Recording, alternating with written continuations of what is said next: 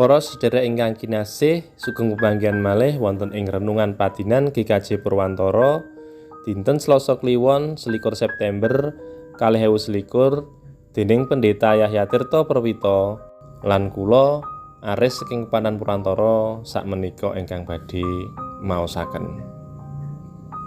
Panyaruwe marang kasugihan kang nindes sesami. Waosan kitab suci kapendhet saking Yakobus gangsal ayat 1 dumugi 6. He para wong sugih, rungokno pituturku. Padha nangisa lan sesambata merga kowe bakal ketaman ing kasangsaran. Kasugihanmu padha bosok lan sandanganmu padha dipangan renget. Emas lan slokamu kena ing timbrah. Iya timbrah kuwi buktine yen bondo-bondomu mau nglawan marang kowe lan bakal ngrokoti dagingmu. Kaya geni sing ngobong awakmu. Kowe wis numpuk bondo ing dina-dina wekasan iki. Rungokno sesambate wong-wong sing padha nyambut gawe ing palemahanmu sing padha ora kok opahi. Semono uga pangresulane wong sing padha derep ana ing sawahmu wis kepireng dening Gusti Allah kang Maha Kawasa. Uripmu ing donya kene kepenak lan kebak kasenengan. Awakmu kok lelemu kaya wedhus sing arep disembelih. Wong sing bener kok ukum malah kok pateni. Mongko wong mau ora nglawan marang kowe. Mekaten sabda pangandikanipun Gusti ingkang rahayu inggih menika tiyang ingkang mirengaken sabda pangandikanipun Gusti lan dipun estokaken wonten ing gesangipun. Haleluya. Amin. Ing kitab suci kasugihan iku dadi salah siji tandha urip kang binerkahan. Rama Abraham binerkahan kasugihan kajaba putra kang dadi ahli warise. Bapa Ayub uga kapulihake meneh bondone lan uga kaparingan samubarang sing sadurunge ilang lan entek nalika ketaman bebendu.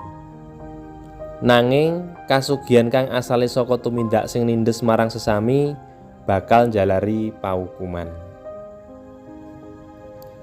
Gusti mirengake pasambat lan pandonga saka para buruh sing ora diopahi. Gusti nggatekne pangresulane para wong derep sing ora nampa bagian.